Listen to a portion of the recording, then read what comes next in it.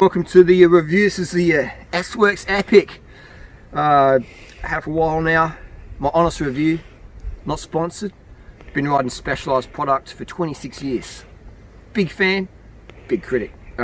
This bike, you know, I got my first Epic in 2003. Back then it was a race bike. Philip Meerhager, Hamatic at 200, you know, good old days. Now the bike, this is more of a dentist rig. It's fun on the downhills, handles really well, uphill. It's got pretty good traction in the back, but a lot of bobbing around. So if you're looking for a race bike, doing first cycle EPO or whatever, give this a miss. This would be a waste of drugs. Wheels fantastic, tires fast track, my favorite tire. The SRAM brakes, best way to tune a SRAM brake, chuck it in the recycling bin, put on some Shimano brakes. SRAM gearing works perfect. What else have we got? Suspension. This is shock number 5. This has been S-tuned, etc. Actually, I think Morgan Hill sent me this one out as well.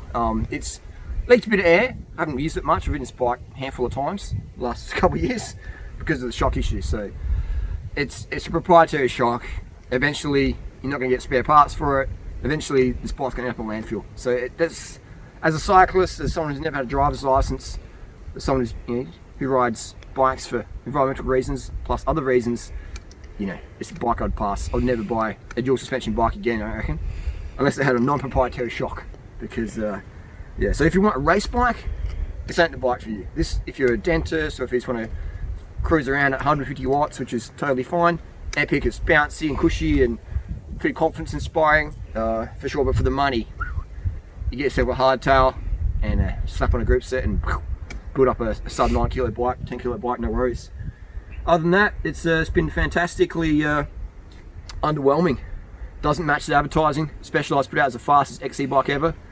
Bullshit. I bought the bike thinking it would be the suspension, the brain suspension, the brain tech. The old brains used to push them down. There was no give. And now these ones, you push them down. There's a fair bit of bobble. It's probably not the best way to angle it on this one. You need to take more gear. But yeah, you know, under load, if you're doing 400 watts, you can feel it bouncing around, which the old Epics, you didn't feel that at all. So Specialized marketing, a little bit half truth there. They claim that the brain can distinguish between rider input and trail input. But the truth is, if you're bouncing on this bike pushing watts, you can't tell the difference. You're gonna be bouncing up and down. So it's soggy. This bike would be great for a lockout. Just put a lockout on it, which I see the Evo S-Works Epic. There's no brain. They've got to get rid of the brain. Specialized proprietary stuff. As I get older and more experienced, proprietary stuff's just bullshit, you know. At least it doesn't have a proprietary seat clamp. That's good. But everything else proprietary.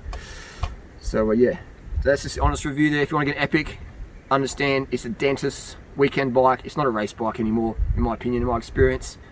And this is like the Roubaix. The Roubaix has just become a dentist bike. Back in the day, the Roubaix SL4 as a full-on race bike, you know, for some people. But otherwise now it's just like, you know, the Geo is not aggressive at all. So there you go. So wrap up. Specialized Epic.